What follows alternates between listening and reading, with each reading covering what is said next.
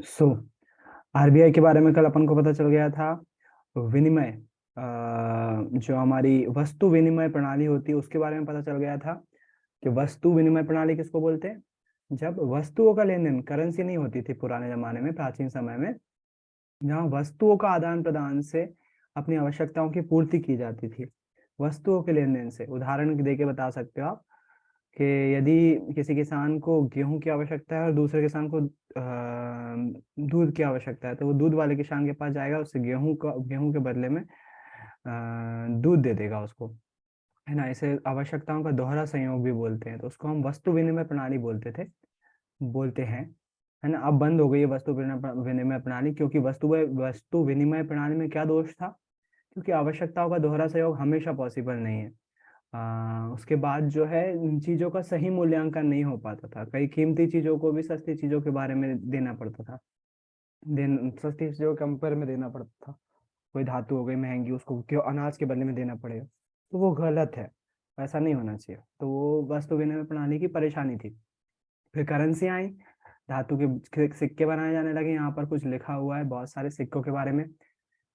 Currency और आगे बढ़ी तो फिर बैंक के जैसे चेक जैसे भुगतान होने लगे, कागज की करेंसी आ गई, जहां पर वचन करेंसी के रूप में दिया जाता है, वचन दिया जाता है, वचन की वैल्यू है, और वो वचन किस सोर्स से आ रहा है वो मायने रखता है।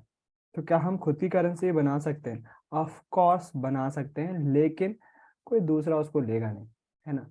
लेकिन अगर हम ऐसा कुछ बनाना चाहे, देखो, वैसे तो मालूम देखा जाए तो हमारे जो वो होते हैं किराना, जो अपने समोसे वगैरह की दुकान होती है ना, वहां पर तो यार वो टोकन सिस्टम रहता है, उन्होंने भी तो अपना करेंसी सिस्टम बना के रखा है। और एक और इसी चीज का लूप होल का फायदा उठा के एक और डिजिटल करेंसी बनाई गई है। बहुत सारे आप लोग में से जानते होंगे बिटकॉइन के बारे में। बिटकॉइन जो है वो किसी सरकार ने नहीं बनाई, वो जो है एक प्राइवेट कंपनी, कुछ बंदों ने बनाई बिटकॉइन, और वो इंटरनेट पे करेंसी चल गई। बिटकॉइन क्या है, एक तरह से नेट की करेंसी, ई करेंसी है। तो स्टार्टिंग में ऐसे ही मजाक मजाक में बन चल गया वो बिटकॉइन। बिटकॉइन ऐसे एक डॉज कॉइन या डॉग कॉइन भी बोलते थे उसको, बोलते हैं, प्रोनाउंसिएशन का फर्क है।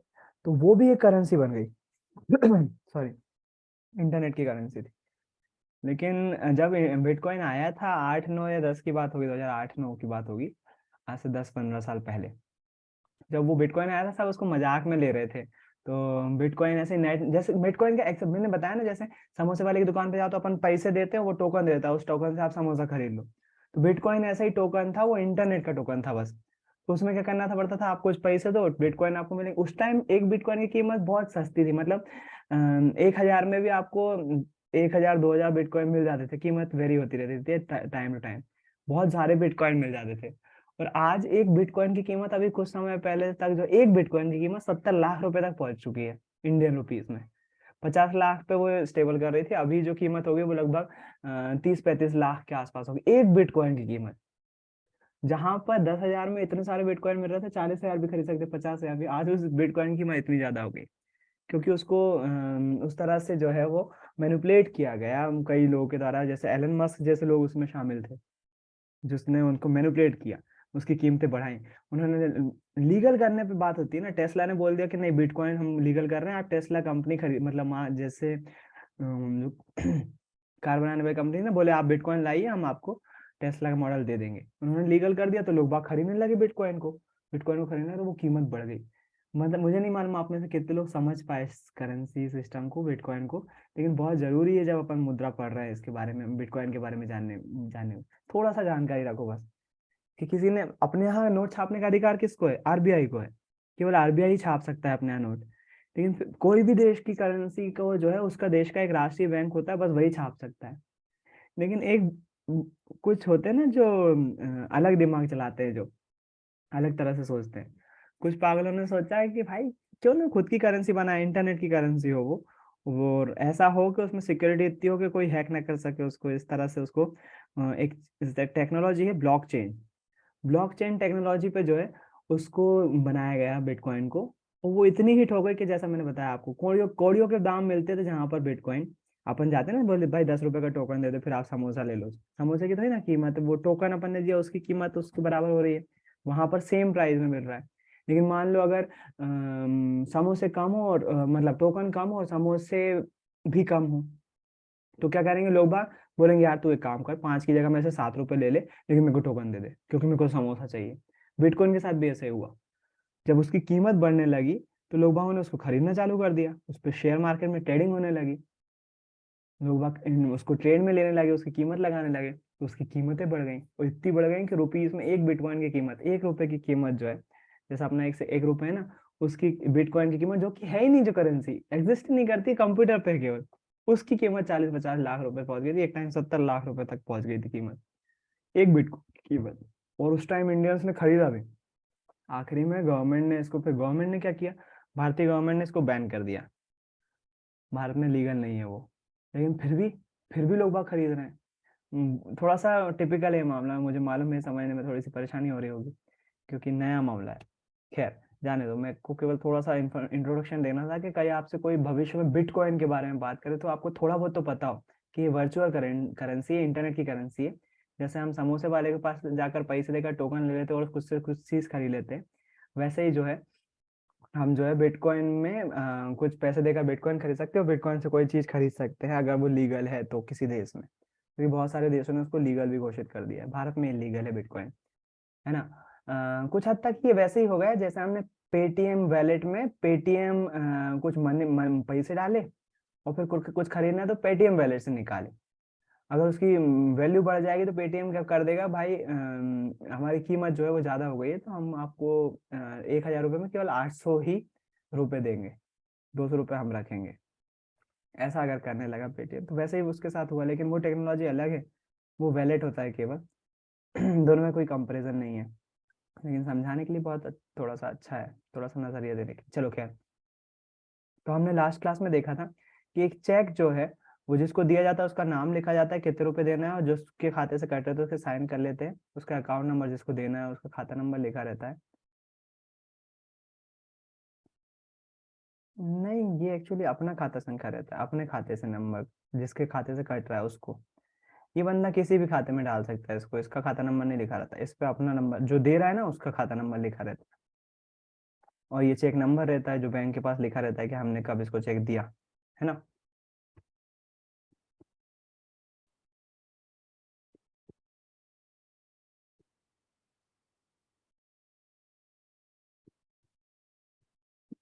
बैंकों की ऋण संबंधी गतिविधियां, बैंकों की कहानी को आगे बढ़ाते हैं। बैंक जनता से जो धन खातों में स्वीकार करते हैं उनका हम उनका क्या करते हैं, यहाँ एक दिलचस्प क्रियाविधि काम कर रही है। बैंक जमा रकम का एक छोटा हिस्सा अपने पास नकद के रूप में रखते हैं। उदाहरण के लिए आजकल आजकल भारत में बैंक जमा केवल 15% हिस्सा नकद के रूप में अपने पास रखते हैं। इसे किसी एक दिन में जमाकर्ताओं द्वारा धन निकालने की संभावना को देखते हुए प्रावधान किया जाता है। ये ऑब्जेक्टिव बना है। सॉरी। बैंक को क्या करना पड़ता है, जितना भी कुल उनकी रेवेन्यू हो जाता है, जैसे बहुत सारे, जैसे मान लो उदाहरण के लिए, गलत बोल रहा हूँ लेकिन उदाहरण के लिए एक बैंक है, मान लो क्लास 10th बैंक, अपने नाम दिया उसको क्लास 10th बैंक, और इसके कितने मेंबर हैं, आप लोग 40 हो मान लो, 40 बच्चों के मेंबर हैं, 40 मेंबर है, और हर एक बंदा अपनी अपनी जो है सेविंग जो होता है इस बैंक में जमा करते जाता है। तो मान लो एक दिन में आपने, किसी ने जमा किए किसी ने निकाले, जितने जमा हुए टोटल मान लो 1,000 रुपए जो है आप लोगों ने मिलकर जमा कर लिए, क्योंकि बैंक है कि आप लोगों ने सोचा आप खाते में जमा कर देंगे अच्छा रहेगा, अपन को ब्याज मिलता रहेगा, आपने बैंक में जमा कर दिया। 1,000 का 15% कितना होता है, 150 रुपए। 150 रुपए मैं कुछ नहीं कर सकता, आरबीआई बोलता है मैं 150 रुपए को छूंगा भी नहीं, वो 150 रुपए जो है वो नगद रखा ही रहेगा बैंक में, उसको नहीं यूज कर सकता। हाँ, बचे हुए कितने रुपए, 850, 850 रुपए का मैं कुछ भी कर सकता हूँ, मेरे ऊपर है। तो बैंक क्या करते हैं, जो पैसा बचता है 150 रुपए, 15% हटा लेते हैं, 150 रुपए लिख के मत जाना रे। क्वेश्चन बनेगा क्या कि बताइए बैंक को कितने प्रतिशत राशि आरबीआई के हिसाब से निश्चित करके उसको स्थिर रखना पड़ता है, उसका हिस्सा नगद के रूप में अपने पास रखना पड़ता है, उसका यूज नहीं कर सकते बैंक, वो कितनी राशि, कितने परसेंट राशि, तो हम बोलेंगे 15% राशि को बैंक जो है वो अपने पास स्टोर करके रखते हैं, वो खर्च नहीं कर सकते। बची हुई 85% का वो जो है यूज कर लेते हैं, और कहाँ यूज करते हैं, वो उस राशि को जो जिस लोगों को जरूरत होती है उनको लोन प्रोवाइड कर देते हैं, लोन क्या होता है? उसी को हम साख बोलते हैं लोन को ही। मान लीजिए मेरी पेमेंट जो है वो 10,000 रुपये है, और मुझे एक गाड़ी खरीदना है जिसकी कीमत जो है वो 5 लाख रुपए है, 4 या 5 लाख रुपए है। अब 10,000 पेमेंट है, 4-5 लाख रुपए की गाड़ी खरीदना, किस मकसद से खरीदना है? मैंने ये सोच के सोचा, यार मैं जितना मतलब मैं अपनी जॉब तो कर ही रहा हूँ, 10,000 रुपये मिल रहे हैं, मैं एक गाड़ी खरीद के एक ड्राइवर रख देता हूँ, ताकि मेरी दूसरी आमदनी, एक तरह से दूसरी आमदनी जो है वो शुरू हो जाए। उसको गाड़ी को अपन ओला में लगा देंगे, तो जितने भी कमाई होगी ड्राइवर को पैसा देने के बाद, जितनी भी कमाई होगी वो मेरा बोनस होगा, उसकी ईएमआई निकल जाएगी गाड़ी की, और कुछ सालों में ईएमआई जब कंप्लीट हो जाएगी तो वो कार मेरे को प्रॉफिट देने लगेगी। ऐसा सोचा मैंने। तो मैंने खरीदना चाहा, लेकिन 10,000 रुपये पे जो है वो बैंक तो राजी नहीं होगा उसको लोन देने के लिए मेरे को, क्योंकि 4 लाख रुपए कैसे? आप 10,000 रुपये कमा रहे हो, आपकी ईएमआई जो है वही 7-8 हज़ार रुपये बनेगी। अगर आप 4-5 साल की बनवाते हो तो आपकी पेमेंट तो बहुत कम है। कैसे? तो आपको कुछ ना कुछ गिरवी रखना पड़ेगा, घर रखना पड़ेगा या जेवर रखना पड़ेगा, कुछ भी आपको गिरवी रखना पड़ेगा जो कि उस कीमत का हो। उसके कई बैंक के अलग अलग रूल हैं इसमें। कई लोग उसी कीमत का मांगते हैं, कई उसकी आधी कीमत पे थोड़ा बहुत दे देते हैं, कई उससे ज्यादा की कीमत मांगते हैं। कोई सिक्योरिटी रखना पड़ती है आपको, है ना? तो वो चीज आपको रखना पड़ेगी, और उसके ऊपर बैंक जो है वो लोन प्रोवाइड कर देते हैं, है ना? उसको हम लोन मतलब एक तरह से आपको पैसा दे देते हैं। वो मेरे ख्याल से सभी लोग लोन से परिचित होंगे। हमारे पास अगर पैसे नहीं और कोई महंगी चीज खरीदना है, तो हम बैंक जो है कुछ चीज गिरवी रखते हैं, और बैंक हमको उसके बाद कुछ ना कुछ गिरवी तो रखना पड़ता है आपको, है ना? जब आप एजुकेशन लोन लेते हो तो आप अपनी पढ़ाई के जो डॉक्यूमेंट रहते हैं वो जमा करते हो, बैंक के पास रहते हैं। अब कुछ सालों पहले शायद ये रूल चेंज भी कर दिया है, लेकिन ओरिजिनल डॉक्यूमेंट नहीं लेते हैं अब बैंक, फोटोकॉपी ले लेते हैं। तो अगर हायर स्टडी करना पड़ती है तो वो आपके एजुकेशन डॉक्यूमेंट जो है वो रखते हैं गिरवी में, उसके दम पर मिल जाता है स्टूडेंट लोन। सरकार उसमें मदद करती है, बहुत सारी शर्तें उसमें उन्होंने लगा के रखी है। बैंक क्यों करते हैं ऐसा, ब्याज पे क्यों बांटते हैं पैसा? क्योंकि ब्याज पे ही तो उनको सबसे ज्यादा पैसा मिलता है। अगर हम होम लोन की अभी ईएमआई देखें तो वो ईएमआई एक टर्म है जो कि इस चैप्टर में आपको बहुत कॉमनली यूज की जाएगी, और मतलब पता होना चाहिए ईएमआई क्या होती है। ईएमआई, ईएमआई मतलब हिंदी में अपन इसको बोलते हैं किश्त। आप बहुत अच्छे से समझ गए होंगे कि किश्त क्या होती है ना? जब हम लोन लेते हैं तो हमें किश्त चुकाना पड़ती है, उसको हम ईएमआई बोलते हैं। इसका फुल फॉर्म मेरे को देखना पड़ेगा, लेकिन हिंदी में किस्त बोलते हैं, उसका फुल फॉर्म कभी इक्वली मंथ में गलत बोल दूंगा, वही याद रह जाएगा, इसलिए एक बार देख लेता हूँ मैं, क्योंकि ये जिम्मेदारी वाला काम है। बच्चों को ज्यादातर चीजें वही याद रह जाती है जो पहली बार में बोलो। कायांतरित कोशिकाएं, कायांतरित ऊतक,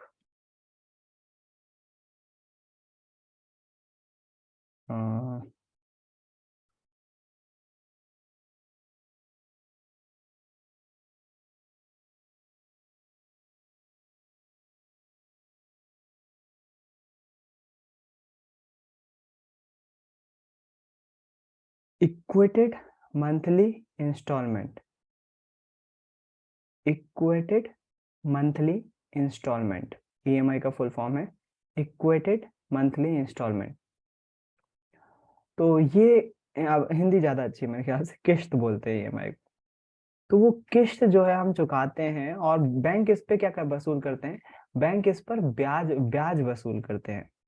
उस ब्याज का क्या करते हैं? उनकी कमाई उसी से होती है, ब्याज से ही। उसी ब्याज से वो अपने इतना ब्याज कमा लेते हैं कि इतने सारे एम्प्लॉयज को पैसा भी देते हैं, अपनी की वो भी देते हैं, उनकी वो पेमेंट। एक अजीब बात है, आप लोग पता नहीं कितने लोग, आप लोग एसबीआई में गए हो पैसा जमा करने के लिए, किसी सरकारी बैंक में पैसा जमा करने के लिए गए हो, वो बाबू इतने बेकार तरीके से बात करते हैं कई गवर्नमेंट उसके बैंक को। मेरा एक्सपीरियंस तो बहुत सारे के साथ बहुत बेकार बेकार रहा है, उनको तरीके से बात करना नहीं आता। और देखो आप आपके हमारे ही पैसे उसमें जमा होते हैं बैंक में, और वो लोग इतने ऐसे तरह से बात करते हैं हमसे। तरीके उनको पेमेंट, उनका घर अपने पैसों से चल रहा है, लेकिन वो किस तरह से लेकिन कुछ अच्छे भी होते हैं, ऐसा नहीं बोल रहा सभी बेकार होते हैं। बहुत सारे अच्छे एम्प्लॉयज भी होते हैं, बहुत तरीके से बात करते हैं, उनको शायद कहीं ना कहीं भान होता है इस चीज का। उनकी भी कंडीशन रहती है बैंक में। जो मेरी मेरी जो रिलेटिव अगर गए हैं बैंक में, तो वो इतने ज्यादा मतलब अनपढ़, इतने ज्यादा भांति भांति के इतने डल लोग आते हैं, अजीब अजीब टाइम की परेशानी लेकर, तो बंदा एक एक बंदा जो है वो छोटी छोटी बातों को ही समझाते समझाते पागल हो जाता है। इतने वीक, इतने कमजोर लोग आते हैं। तो इस चैप्टर को इसलिए रखा गया है कि आपको वो चीजें, चेक के बारे में, बैंक के बारे में टीचर पढ़ा दे, ताकि आप वैसी गलती ना करो। आपको जो है वो बैंक में जाकर केवाईसी जमा करना है, केवाईसी जमा करना है, वो बोल रहा है। आपको केवाईसी का मतलब ही नहीं पता है कि नो यूर कस्टमर होता है। आपके डॉक्यूमेंट जो है वो वेरीफाई किए जाते हैं, और कुछ साल के अंतराल पर उसको फिर से करवाना पड़ता है केवाईसी। कुछ सालों में लगातार होते रहते हैं वो डॉक्यूमेंट, बैंक के पास अपडेट करवाते रहना जरूरी है, वो केवाईसी कहलाता है। हर एक बैंक, जरूरी नहीं बैंक की कराए, अभी सरकार ने आपसे करवाई, ई केवाईसी करवाई है, ताकि वो पहचान कर सके बच्चे सही हैं कि नहीं, लीगल है कि नहीं, बच्चे इलीगल तो नहीं पढ़ रहे हैं कहीं, कोई फर्जीवाड़ा तो नहीं हो रहा है कहीं उसमें। तो केवाईसी उसमें करवाए जाते हैं। कई लोगों को पर्ची तक भरना नहीं आती, पैसे जमा करना है तो उसकी पर्ची नहीं भरना आती है, हिंदी लिखना नहीं आती है उनको। तो बैंक एम्प्लॉयज उनसे उनसे वो करते हैं सामना, इसलिए बेचारे परेशान हो जाते हैं। खैर, जाने दो। यहाँ पर जो है क्वेश्चन इसमें आएंगे बहुत इंटरेस्टिंग इंटरेस्टिंग, लेकिन आपको मैं बेसिक वो समझा रहा हूँ इसका मर्म जिसको बोलते हैं, है ना। तो बैंक क्या करते हैं, उन ऋण को ऋण प्रोवाइड करते हैं जिन लोगों को आवश्यकता होती है, और उससे ब्याज कमाते हैं, उसी से उनकी कमाई होती है। बैंक जमा पर जो ब्याज देते हैं उससे ज्यादा ब्याज ऋण पर लेते हैं। इसका मतलब ये है कि हम जब जमा करते हैं खाते में, जैसे मान लीजिए मैं एसबीआई का उदाहरण लूँ, तो अभी जैसे मैं खाते में अपनी बचत जमा कर रहा हूँ, तो मुझे 4% ब्याज देगा इंटरेस्ट के ऊपर, केवल 4%, उस पे रकम पे जमा जमा कर रहा हूँ। और अगर आप लोन लेने जाओगे उसी बैंक से कि हमें लोन दे दो, हमको घर बनाना है, तो वो उस पर ईएमआई जो है वो 8%, 9%, 10%, 11% तक चली जाती है। ईएमआई मतलब वो किस्त, मतलब ब्याज जो लेते हैं ना, वो 11%, हमको 4% दे रहे हैं हमारे जमा पे, और हमसे वो है 11% तक वसूल कर रहे हैं। अलग अलग केस में अलग अलग होते हैं। स्टूडेंट लोन अलग होता है, व्हीकल लोन अलग होता है, घर बनाने का लोन अलग होता है, किसी को बिजनेस स्टार्ट करना है उसका लोन अलग होता है। सबके अलग अलग रेट्स होते हैं, और बैंक से बैंक में वेरी करते हैं, मतलब वेरी, VARY, है ना, वेरी, अलग अलग, भिन्न भिन्न होना, वेरी करते हैं। यदि आपको एजुकेशन लोन लेना है, तो एजुकेशन लोन में अगर आप एसबीआई में जाओगे तो अलग परसेंटेज देना पड़ेगा, आईसीआईसीआई में जाओगे अलग परसेंटेज देना पड़ेगा, पंजाब नेशनल बैंक में जाओगे अलग। एक ही लोन के अलग अलग जो है, मेरे ख्याल से पता नहीं आप लोग को समझ में आ रहा है कि नहीं आ रहा, लेकिन थोड़ा सा बैंक कॉमर्स वाले बच्चों को अगर यहाँ इस चैप्टर में इंटरेस्ट आ रहा है तो आप कॉमर्स वाले बच्चे हो। अगर नहीं आ रहा है तो फिर आपको कॉमर्स नहीं लेना चाहिए। हाँ, आप टेक्निकल बच्चे हो, आपको टेक्निक वाली बातें ज़्यादा अच्छी लगती हैं। ये बैंकिंग प्रणाली है, पैसा कैसे काम करता है वो वाली प्रणाली है। शायद इस लाइन को बोलने के बाद आपके कान खड़े हो जाएं कि पैसा कैसे काम करता है, बैंकिंग सिस्टम कैसे काम करता है, वो सिखाया जा रहा है। क्योंकि पैसा तो सब सब मूल है भाई साहब। जमा करता लोग जमा करते हैं बैंक में, बैंक की आय बढ़ती है, लोग ऋण लेते हैं, लोग ऋण लौटाते हैं और ब्याज देते हैं, जो लोग धन निकालने आते हैं और ब्याज पाते हैं। लोग ऋण लौटाते हैं और ब्याज देते हैं। तो जमा करता पैसे जमा करते हैं, और इस पर इनको क्या मिल जाता है, ब्याज मिल जाता है, तो इनको इस तरह से फायदा हो जाता है। और कर्जदार बैंक के पास आते हैं, वो लोन लेते हैं और ब्याज के साथ उस लोन को लौटा देते हैं। तो इस तरह से ये सिस्टम काम कर रहा होता है बैंक का। इनसे लेता है और इनको देता है, इनसे लेता है और इनसे जो ब्याज मिलता है इनको लौटाता है। उसमें इतना प्रॉफिट हो जाता है कि खुद बैंक खुद काम कर पाता है, अपने मैनेजर वगैरह को जो है, मैनेजर एम्प्लॉयज वगैरह को पेमेंट दे पाता है। बैंक की जॉब बहुत अच्छी है, लेकिन अभी कुछ दिनों पहले से ही, मतलब जैसे ही नई गवर्नमेंट आई है ना, तो नई गवर्नमेंट ने क्या करा है, प्राइवेटाइजेशन शुरू कर दिया बैंकों का। तो आगे बैंक की हालत, बैंकों की हालत उन्हीं बच्चों के लिए अच्छी होगी जिनको बैंकिंग प्रणाली बहुत अच्छी लगती है और लगता है कि वो बैंकर है, बैंक कर सकते हैं। क्योंकि बैंकर एक बहुत ज्यादा कमा सकता है अगर उसके पास बोलचाल अच्छी है, नॉलेज अच्छा है, पता है कि पैसा कैसे काम करता है, तो वो लोगों से बहुत अच्छा कमा सकता है। क्योंकि नेगोशिएट करना पड़ता है इनसे, कर्जदारों से, इनकी स्थिति को समझना पड़ता है, इनकी मजबूरी को समझना पड़ता है, और दिमाग खेल कर, गेम लगाकर जो है इनसे परसेंटेज बढ़वाना पड़ता है। बहुत सारा दिमाग चलाना पड़ता है। अगर प्रॉपर बैंकर हो तो अच्छा है, नहीं तो गवर्नमेंट बहुत सारे बैंकों को अब प्राइवेट करने वाली है, तो सब प्राइवेट नौकरी कर रहे हैं, क्योंकि गवर्नमेंट भाई, गवर्नमेंट जॉब का हुआ है। इस जहाँ देखो जिसको देखो गवर्नमेंट जॉब चाहिए। गवर्नमेंट जॉब में इंसान आते से ही भगवान बन जाता है, ऐसा माहौल है अभी आपके आसपास भी होगा, आप लोग समझते होंगे, है ना। हमारी बहुत बहुत बुरी वो है, वो कमजोरी हमारे समाज की। गवर्नमेंट जॉब को आप बोलोगे आपकी नहीं है इसलिए बोल रहे हो आप, ऐसा ऐसा नहीं है यार। वो वाकई में हमारे समाज की बहुत बड़ी कमजोरी है कि गवर्नमेंट जॉब, तो बैंक भी एक गवर्नमेंट जॉब है, आप इसको दिमाग में रख सकते हो, बोलना ये है। और आप जो है इसकी तैयारी कर सकते हो बैंकिंग में, कई गवर्नमेंट बैंक हैं अभी भी जो लगातार बने हुए हैं, और कभी शायद होंगे भी नहीं प्राइवेट, जैसे एसबीआई जैसा बैंक, आरबीआई हो गया, इसका भी प्राइवेट होने के अभी बहुत कम चांसेस हैं इनका प्राइवेट होने का, है ना। अच्छी जॉब है, अच्छी पेमेंट है, बहुत अच्छी सुविधाएं भी हैं। साख की तो विभिन्न स्थितियां, साख मतलब वही चीज जब हम लोन लेते हैं, हमारी रोजमर्रा की गतिविधियों में से ऐसे बहुत से लेन देन होते हैं जहाँ किसी न किसी रूप में ऋण का प्रयोग होता है। ऋण उधार से हमारा तात्पर्य एक सहमति से है, जहाँ साहूकार कर्जदार को धन वस्तु या सेवाएं मुहैया कराता है और बदले में भविष्य में कर्जदार से भुगतान करने का वादा लेता है, और हम सब भी उदाहरण के माध्यम से समझ सकते हैं। त्योहार का मौसम, अब से 2 महीने बाद त्योहार का मौसम है और जूता निर्माता सलीम के पास शहर के एक बड़े व्यापारी से 3,000 जोड़ी जूतों की मांग आती है। उसे उसे 1 महीने के अंदर पूरा करना है। उत्पादन के काम को समय पर पूरा करने के लिए सलीम को सिलाई और चिपकाने के काम के लिए अतिरिक्त मजदूर रखने की आवश्यकता है। उसे कच्चा माल भी खरीदना है। इस सभी खर्चों को पूरा करने के लिए सलीम दो स्रोतों से ऋण लेता है। पहला, वह चमड़ा व्यापारी को चमड़ा अभी देने का प्रस्ताव रखता है और बाद में भुगतान करने का वादा करता है।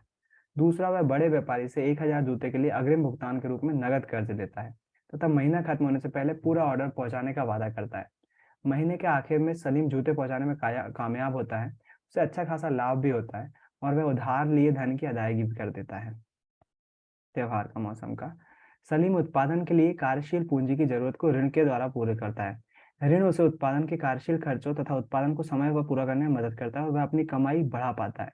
इस प्रकार ऋण एक महत्वपूर्ण सकारात्मक भूमिका अदा करता है। तो यहाँ पर क्या हुआ, सलीम को ऑर्डर मिला जूते बनाने का, उसको चमड़ा चाहिए था और चिपकाने के लिए गोंद चाहिए थी कच्चे माल के रूप में, तो पैसा नहीं था खरीदने के लिए। तो उसने चमड़े वाले से बोला कि भाई अभी चमड़ा दे दे मेरे को, मैं तेरे को 1 महीने बाद जो है पूरा पैसा लौटा दूंगा। चमड़ा वाला राजी हो गया, ठीक है बोले ले जा तू, मेरे को ऑर्डर मिला है, मेरे को फायदा हो जाएगा, 1 महीने बाद जो है तू मेरे को लौटा देना। दूसरा, उसने जो है वो कच्चा माल के लिए 1,000 जूतों 1,000 जूतों के लिए अग्रिम भुगतान के रूप में नगद कर्ज लेता है। मतलब जो व्यापारी ऑर्डर दिया ना जिसने, तो उससे एडवांस ले लेता है वो भी एक प्रकार का ऋण ही हुआ ना उसके ऊपर, 1,000 रुपये एडवांस ले लिए ताकि उसका काम चल सके। और आखिरी में वो क्या करता है, जूते बना देता है तो पूरा पैसा ले लेता है, और इस बंदे को जिसका बाकी था कच्चे माल का पैसा उसको वापस दे देता है, उसको प्रॉफिट हो जाता है। कितनी अच्छी वो है ना सर्विस। जूते खरीदना है, जूते का ऑर्डर मिला, कुछ एडवांस ले लिया पैसा, और एडवांस लेने के बाद क्या किया, एक कच्चे माल वाले को क्या कर दिया, बोल दिया भाई तू मेरे से 1 महीने बाद ले लेना, मेरे को ऑर्डर मिला, जैसे ऑर्डर कंप्लीट होगा पूरा दे दूंगा। जैसे ऑर्डर कंप्लीट हुआ, पैसे आए, कच्चे माल वाले को पैसे दिए, उसने जो जैसे मिलने थे उससे आप एडवांस पहले ही ले चुके, थोड़ा सा फायदा हो गया आपको।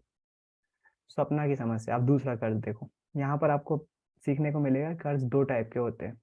एक छोटी किसान स्वप्ना अपनी 3 एकड़ जमीन पर मूंगफली उगाती है। वह इस उम्मीद में कि फसल तैयार होने पर कर्ज को अदा कर देगी, ये भी मूंगफली उगा रही है।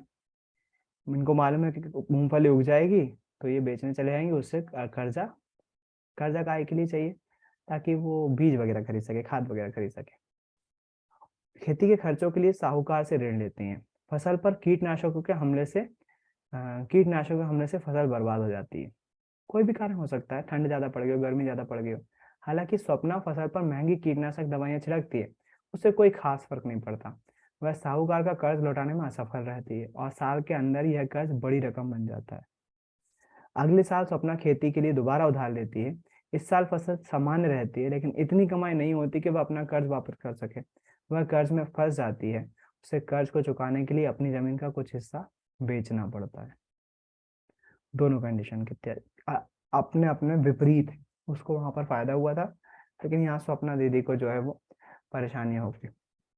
दीदी बोलना ज्यादा अच्छा है। एक वो है ना बिजनेस में, एक वो है, आप मम्मी, मैंने पहले ही बोला मार्केट जाओगे अगर तो वो दुकानदार मम्मी को दीदी बोलेगा, वो आंटी नहीं बोल सकता। अगर उसने आंटी बोल दिया तो भाई साहब गुनाह हो गया। मतलब आपने आंटी कैसे बोल दिया, मैं आंटी की उम्र की दिख रही हूँ, वो वाला मामला आ जाता है ना।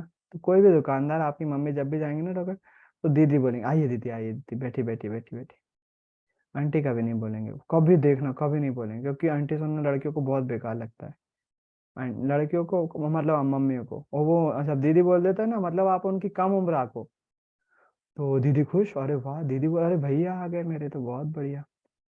तो अब तो भैया से सामान खरीदना ही पड़ेगा, दीदी बोल दी। तो ये एक छोटी सी ट्रिक है जो अपनाते हैं, इसलिए मैं उसको अपना दीदी मुंह से निकल रहा था। सिखाना था मैं कोई जो कैरियर ओरिएंटेड क्लास होती है ना, उसमें सिखाना था कि कैसे जो है वो, एक तो दीदी इस्तेमाल करते हैं वो, और एक बहन जी इस्तेमाल करते हैं। भाई साहब बहन जी, किसी भी व्यक्ति को उसकी उम्र से कम ना आपको के बोलो ना, अगर आपको किसी को कुछ काम निकलवाना है, तो सबसे पहला फॉर्मूला यही है, उसकी जो पहला संबोधन लो ना, उसको उसकी उम्र से कम ना। हम जब मैं अमेजोन में काम करता था, वहां पर एक कल्चर है, अमेजोन में एक कल्चर है, आप कितना भी बड़ा सीनियर हो, उसको उसके नाम से पुकारोगे। भैया दीदी, भैया भाभी रिश्तेदार ही नहीं निभाना है वहां पर। कोई कितना भी बड़ा हो, एम्प्लॉय हो, कोई भी पद पर हो, आपको उसको नाम से ही बुलाना है। एक कल्चर है, वो अमेरिकन कंट्री है ना, तो अमेरिका में तो बच्चे पापा को भी नाम से बुलाते हैं कई बार। अमेरिका और वेस्टर्न कंट्रीज में वो वेस्टर्न कल्चर है। मुझे उस पर कोई आपत्ति नहीं होती है, मुझे उसमें कोई बुराई नहीं लगती। आपको हो सकता हो ऐसा अजीब लगे कि हम कैसे भैया को जो है नाम से बुला सकते हैं, या पापा को नाम से बुला सकते हैं, बहुत अजीब लगेगा। लेकिन उनका कल्चर है कि भाई जब नाम बने तो उनके यहाँ रिश्तेदारी इतनी ज्यादा इंपॉर्टेंट नहीं रखती, मायने नहीं रखती। तो नाम बने तो नाम किस लिए बने, नाम की उत्पत्ति कैसे हुई होगी, ताकि पहचान हो सके ना, नाम आपकी पहचान है। रिश्ता आप वो आपकी संस्कृति में आ गया है, मैं उसकी बुराई नहीं कर रहा हूँ, लेकिन उनकी भी वो अच्छाई देख रहा हूँ कि भाई ठीक है ना, उनका उनका बोलना है कि भाई आप नाम रखते ही इसलिए है कि नाम ले सको। आप रिस्पेक्ट के चक्कर में नाम ही नहीं ले रहे हो, इसका मतलब ये तो है ना, आप अगर नाम ले रहे हो तो उसकी रिस्पेक्ट नहीं कर रहे हो, ये कहाँ से हो गया। ये तो वही बात हो गई ना कि आप जबरदस्ती बोल रहे हो कि बच्चे आपकी रिस्पेक्ट नहीं कर रहे हैं। लेकिन जरूरी तो ना कि हमेशा रिस्पेक्ट दिखाई जाए, शो की जाए, वो कर भी तो सकते हैं ना। हमेशा आपको लग सकता है कि आप रिस्पेक्ट, मतलब आपको रिस्पेक्ट नहीं कर रहे हैं, लेकिन ऐसा जरूरी तो है ना, आपको लगता है हर चीज सही हो। हर चीज दिखाई तो ही ना जाती है, वो कर रहे होंगे, हो सकता हो, है ना। वैसे ही चीज यहाँ पर भी जो है वो है कि नाम लेने पर हो सकता हो कि बच्चा, ऐसा तो है ना कि वो पापा की रिस्पेक्ट नहीं कर रहा है या भाई की रिस्पेक्ट नहीं कर रहा है, नाम होते ही हैं नाम लेने के लिए। चलो आगे बढ़ते हैं। दो केस देखे आपने ऋण लेने के, एक बंदे को फायदा हुआ, दूसरे को नुकसान हो गया, कर्ज के जाल में फंस गया। तो यहाँ पर जो है दो तरह के ऋण होते हैं, पहला औपचारिक क्षेत्र से ऋण और दूसरा अनौपचारिक क्षेत्र से। इस मामले में ऋण कर्जदार को ऐसी परिस्थिति में धकेल देता है जहां से बाहर निकलना पॉसिबल नहीं हो पाता है। जो दूसरा वाला था, उसमें जो है वो फंस जाती है स्वप्ना। एक स्थिति में ऋण आय बढ़ाने में सहयोग करता है, जिससे व्यक्ति की स्थिति पहले से बेहतर हो जाती है। दूसरे में फसल बर्बाद होने के कारण से व्यक्ति ऋण जाल में फंस जाता है। स्वप्ना को कर्ज उतारने के लिए अपनी जमीन का एक हिस्सा बेचना पड़ता है। स्पष्ट है उसकी स्थिति पहले की तुलना में बदतर हुई है। ऋण उपयोगी होगा या नहीं, यह परिस्थिति के खतरों और हानि के होने पर प्राप्त सहयोग की संभावना पर निर्भर करता है। तो वो डिपेंड करता है, ऋण का फायदा भी हो सकता है, नुकसान भी हो सकता है। बहुत सारे लोग मना कर देते हैं ऋण लेने से, ब्याज मतलब और वो देते हैं उदाहरण के, जितने चादर हो उतने पैर फंसाना चाहिए, मना कर देते हैं। लेकिन यार मैंने अभी तक जितने बड़े लोगों को देखा है, वो बिना ऋण के आगे नहीं बढ़ पाते, कोई भी हो, है ना। तो वो तो चाहिए पड़ता है, लेकिन बस ये है कि रिस्क तो रहती है। जो दूसरे लोग बोल रहे हैं ना, जितने चादर उतने पैर पर, वो भी कहीं ना कहीं हद तक एक्सपीरियंस के साथ बोल रहे हैं। उन्होंने भी कई लोगों को बर्बाद होते हुए देखा है, इसलिए बोल रहे हैं। और वाकई में सही में मैंने भी देखा है अपनी लाइफ में, बिना सोच समझ के अगर लोन लोगे तो बहुत बहुत भारी पड़ता है, घर तक बिक जाते हैं। मैंने देखते हुए देखे हैं अपने रिश्तेदारों के, लोगों के, बहुत परेशानी होती है।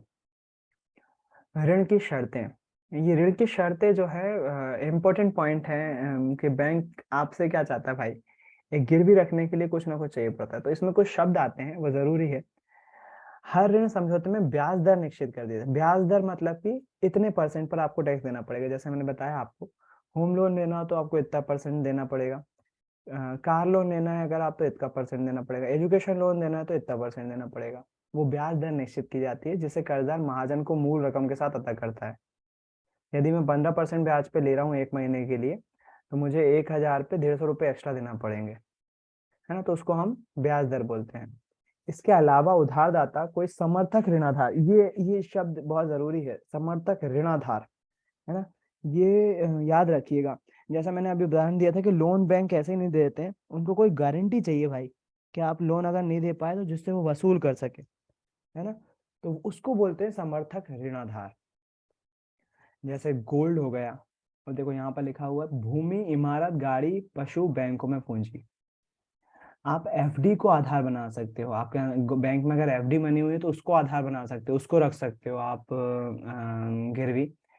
आप अपने घर की जमीन को रख सकते हो, आप किसी गाय भैंस को भी रख सकते हो, आप किसी इमारत को रख सकते हो।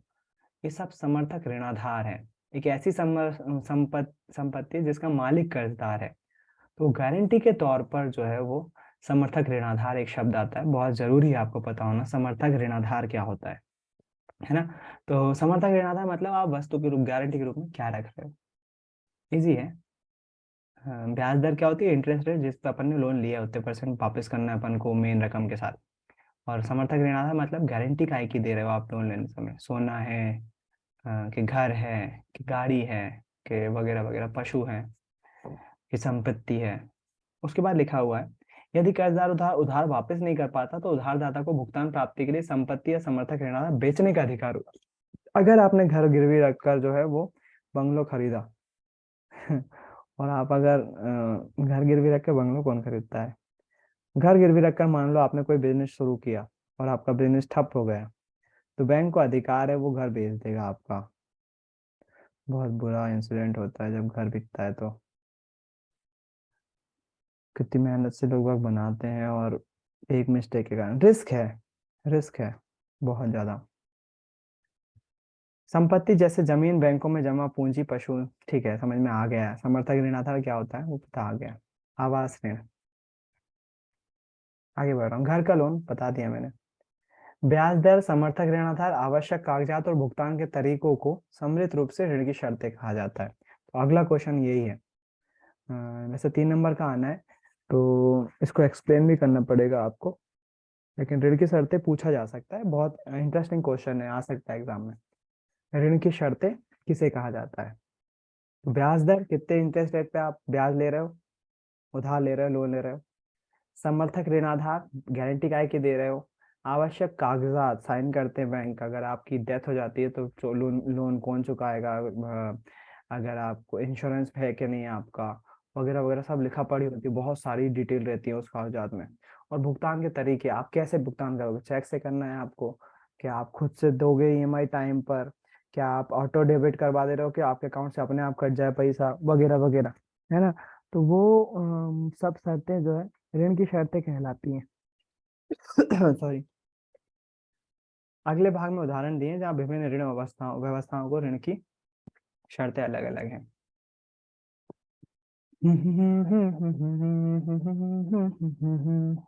ऋण की शर्तें अलग अलग केस में अलग अलग हो सकती हैं। उसी को समझाते हुए यहाँ पर बताया हुआ है कि किसान को जो है वो कैसी शर्तों से सामना करना पड़ सकता है।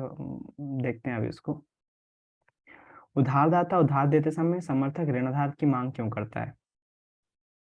जाहिर सी बात है, बैंक आपको पैसा देगा तो वो कहीं ना कहीं सुरक्षा की दृष्टि से कुछ ऐसा संपत्ति चाहेगा जिससे अगर आप लोन नहीं चुका पाए, अगर आप लोन ना चुका पाए, तो बैंक उस संपत्ति को बेचकर उस रकम की प्राप्ति कर सके।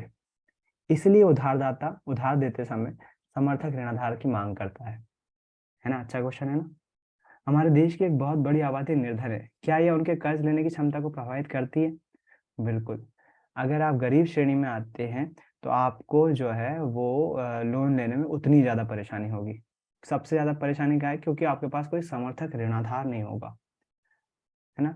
आपके पास कोई समर्थक ऋणाधार होगा, बैंक तभी आपको कर्ज देंगे। सोना चांदी कुछ भी जो होना चाहिए, अब गरीब इंसान के पास कहाँ से आएगा? तो इसलिए वो जो है हमारे देश की गरीबी जो है वो वाकई में उनकी लोन देने की क्षमता को प्रभावित करता है। ऋण लेते समय कर्जदार आसान ऋण शर्तों को देखता है। इसका अर्थ है उच्च ब्याज दर।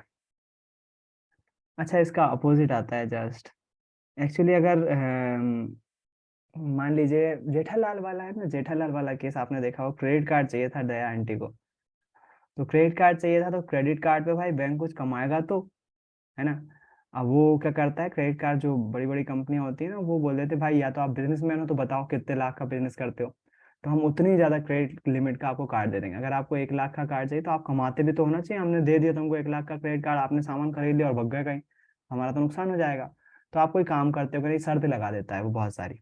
अब जब शर्तें लगा दी तो दया आंटी कमाती नहीं थी, हाउस होम वाइफ थी वो, तो उनको बैंक ने क्रेडिट कार्ड देने से मना कर दिया। एक अंकल आए, बोले मैडम कहाँ फिक्र कर रहे हो आप, हम दे रहे क्रेडिट कार्ड, काहे को फिक्र कर रहे हो? लो ले जाओ, अरे घूम आप घर की गृहिणी हो, ले जाओ।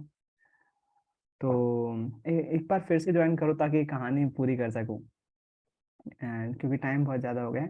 दया आंटी की कहानी फिर से खत्म कर रहा हूँ, एक बार फिर से ज्वाइन करो फटाफट, 5 मिनट बाद।